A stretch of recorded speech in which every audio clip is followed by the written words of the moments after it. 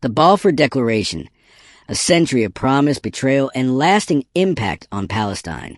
The Balfour Declaration, issued on November 2nd, 1917, by Britain's then Foreign Secretary Arthur Balfour in a letter addressed to Lord Lionel Walter Rothschild, a prominent figure in the British Jewish community, stands as one of the most controversial and consequential documents in modern Middle Eastern history. Coming in the midst of World War I, the Declaration stated Britain's intention to establish a national home for the Jewish people in Palestine, an area where Jews comprised less than 10% of the population at the time, and where the overwhelming majority were Palestinian Arabs who had lived there for centuries. This declaration marked a pivotal moment in the history of Palestine, laying the groundwork for the Zionist colonization project and, eventually, the 1948 Nakba, or catastrophe, in which hundreds of thousands of Palestinians were ethnically cleansed from their homes. The pledge, later incorporated into the terms of the British Mandate after the Ottoman Empire's collapse, came at the expense of the native Palestinian population's right to self-determination. While the declaration included a vague caveat that nothing should be done which may prejudice the civil and religious rights of existing non-Jewish communities in Palestine, the British Mandate facilitated large-scale Jewish immigration and infrastructure building in ways that increasingly marginalized and dispossessed the indigenous population. Historian Edwards said rightly described the declaration as made by a European power about a non-European territory in a flat disregard of both the presence and wishes of the native majority. The document was also part of a web of contradictory wartime promises made by the British. To Arab leaders in the 1915 Hussein McMahon correspondence, Britain pledged support for an independent Arab state in exchange for an Arab revolt against the Ottomans, while in the secret 1916 Sykes-Picot Agreement with France, the colonial powers agreed to carve up the Middle East into spheres of influence, placing most of Palestine under international control.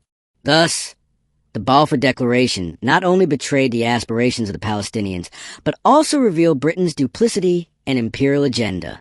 Moreover, the term national home, as opposed to state, was intentionally ambiguous and unprecedented in international law, allowing for broad interpretation while avoiding immediate political commitment, yet ultimately providing the legal and political foundation for the establishment of the State of Israel in 1948.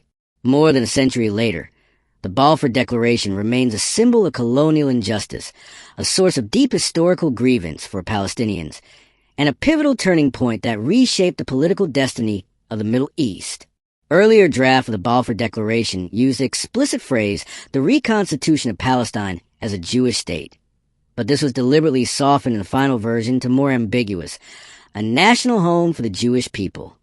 Despite this, in a 1922 meeting with Zionist leader Chaim Weizmann, both Arthur Balfour and then Prime Minister David Lloyd George reportedly affirmed that the declaration always meant an eventual Jewish state, revealing the deeper intent behind the carefully crafted language.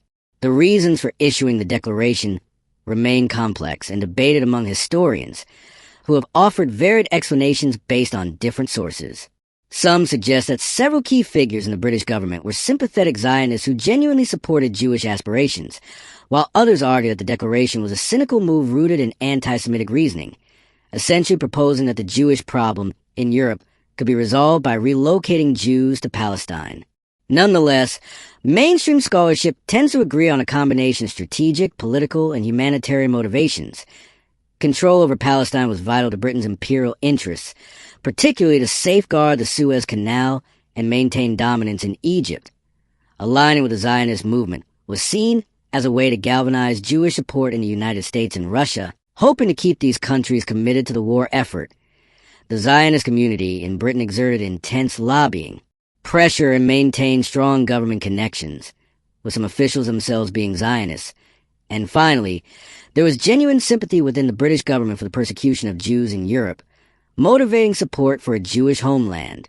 However, the declaration was met with fierce opposition from Palestinians and the broader Arab world, who viewed it as a profound betrayal and illegitimate imposition. The 1919 King Crane Commission, appointed by U.S. President Woodrow Wilson to gauge public opinion on the post-war mandates in Syria and Palestine, found overwhelming Palestinian rejection of Zionism and recommended that the mandate's terms be modified accordingly. Palestinian leaders like Ani Abd al-Hadi condemned the declaration as a foreign imposition, an English promise to foreign Jews over the native Arab majority who had no say in the matter. The 1923 Palestinian Congress in Haifa formally rejected the British plan and denounced the declaration as a violation of international law and indigenous rights. While Palestinian press had been suppressed by Ottoman authorities during World War I and only began to re-emerge under strict British military censorship, voices of resistance were clear. For example, the Arab independence newspaper Al-Istiqlal Arabi, when revived in 1919, published pointed responses asserting that our country is Arab, Palestine is Arab, and Palestine must remain Arab. Even before the Balfour Declaration, Pan-Arab newspapers had warned against the Zionist agenda and its likely consequences, displacement and dispossession of Palestinians from their ancestral land, foreshadowing the decades of conflict come. Khalil Sakakini, a Jerusalemite writer and educator, vividly described Palestine in the immediate aftermath of World War I as a nation long dormant, only awakening gradually after being violently shaken by the war, the rise of the Zionist movement, and what he called the legal policy of the British. This awakening marked the beginning of a turbulent era as increased Jewish immigration under the British Mandate ignited escalating tensions and violent clashes between Palestinian Arabs and European Jewish settlers. Early manifestations of resistance included the Nebi Musa revolt in 1920, which resulted in the deaths of both Palestinians and Jewish immigrants, signaling the deepening conflict over land and political rights.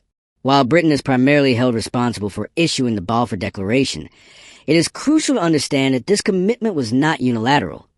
It required the tacit approval of other Allied powers during the war. British War Cabinet records from September and October 1917 show that Prime Minister Lloyd George sought and received the enthusiastic support of U.S. President Woodrow Wilson before moving forward.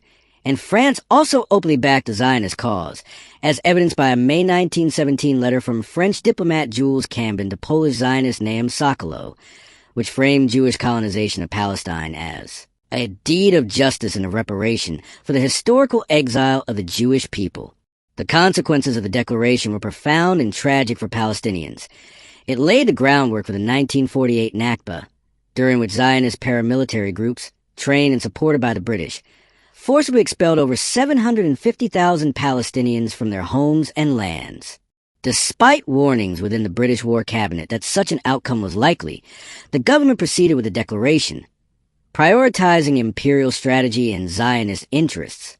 The British mandate system entrenched conditions enabled a Jewish minority to rapidly gain demographic, political, and military dominance, while Palestinian Arabs were systematically marginalized and denied political agency.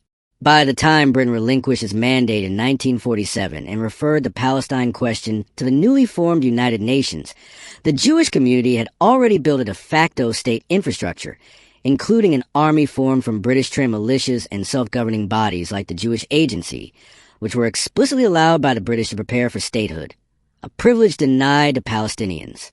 This deliberate asymmetry paved the way for the ethnic cleansing and displacement that defined the establishment of the State of Israel in 1948.